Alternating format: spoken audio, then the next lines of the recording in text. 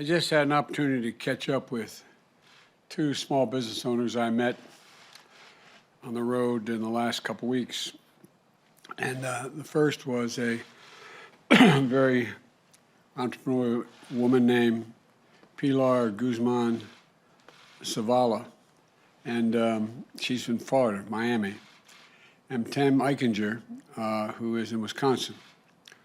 They have different businesses and live in different places, but both share the same message with me when I spoke to them on the road. And that was American small businesses are hurting badly, and they need help now. And it's in all of our interest to make sure they get the help now. Small businesses are the engines of our economic progress. They're the glue in the heart and soul of our communities, but they're getting crushed.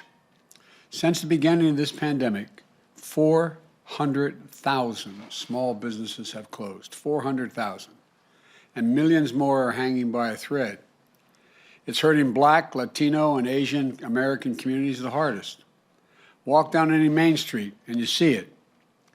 Empty storefronts, goodbye signs hanging in the windows. Maybe it's the pizza place you used to take your family to dinner, or the hardware store that always had the tool you needed. It's the mom and pop shop that's sponsored by, that is supported by the community, and then in turn they support the community. They sponsor the Little League teams, the barber shop with the first dollar bill that he or she earned still taped to the wall, along with a picture of their kids who are now in college. These small businesses, not the ones with 500 employees, but these small businesses that with a handful of folks, they are 90% of the businesses in America. But when the Paycheck Protection Program was passed, a lot of these mom and pop businesses got muscled out of the way by bigger companies who jumped in front of the line. And I want to be clear, the Paycheck Protection Program is a bipartisan effort. Democrats and Republicans helped pass it. But Democrats and Republicans have also voiced concerns about improving it. With their input, that's what we're doing in our administration, improving it. In the last month, we've increased the share of funding for small businesses with fewer than 10 employees by nearly 60%. For businesses in rural communities, the share of funding is up nearly 30% since we came to office. And the share of funding distributed through banks that traditionally help minority-owned businesses is up more than 40%. And today, I'm announcing additional changes to the PPP program that will make sure we look out for the mom and pop businesses even more than we already have. As I explained to Pilar and Tim, the two small business people I spoke to, on Wednesday, the Small Business Administration is going to establish a 14-day exclusive PPP loan application period for businesses and nonprofits with fewer than 20 employees. People can go out and find how to get a hold of these loans. People can find out more at the SBA.gov. Small Business Administration will also remove barriers that have stopped many businesses from being able to apply for these loans. For example, we're making it so that a student loan default or a non-fraud related criminal record does not prohibit someone from applying for the program. We're also making it easier for those one-person businesses, like the home repair contractors, beauticians, small independent retailers, to secure forgivable PPP loans. At the same time, we're increasing access by increasing oversight. I invite any inspector general in this program with jurisdiction over this program to closely look at these loans and publicly report on any issues they uncover inconsistent with what I'm saying today. We will ensure every dollar is spent well. These changes will bring much needed, long overdue to help to small businesses who really need help staying open, maintaining jobs, and making ends meet. And this is a starting point, not the ending point. We need Congress to pass my American Rescue Plan. It deals with the immediate crisis facing our small businesses. Now, critics say the plan is too big, Let me ask them a rhetorical question. What would you have me cut? What would you leave out?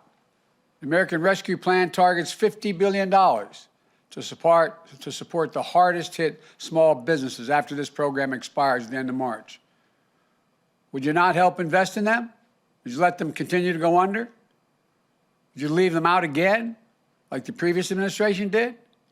One of the things I've heard again and again from small business owners like Pilar and Tim is that knowing about support is one thing, gaining access to getting is another.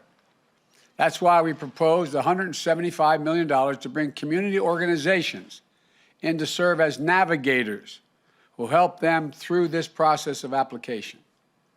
We would also establish a hotline with help available in multiple languages so folks can pick up a phone and get the help they need to stay open and serve their community. Again, the critics, it's too big. Should we stop spending money on them? Do we not want a return on the investment that we make in these businesses to be able to stay open and thrive and pay back? Why would we not want to make sure small businesses who lack teams of lawyers, bankers, and accountants have an advocate, someone they can rely on to direct them to help that's there for them now, will be there for them? The American Rescue Plan is a rescue plan for America's small businesses and America's mainstream businesses. And we need Congress to pass it right away. I'm grateful to the Senate and the House for moving so quickly. And I want to make it clear I'm prepared to hear ideas about how to make the American Rescue Plan better and cheaper. But we have to make clear who we're helping and who it would hurt. I always try to help people like Tim and Pilar and all the country's small businesses and families, the workers, the communities that depend on them to survive, recover, and grow. And it's my hope that as Democrats and Republicans who have backed the PPP program, that Democrats and Republicans will back the American Rescue Plan.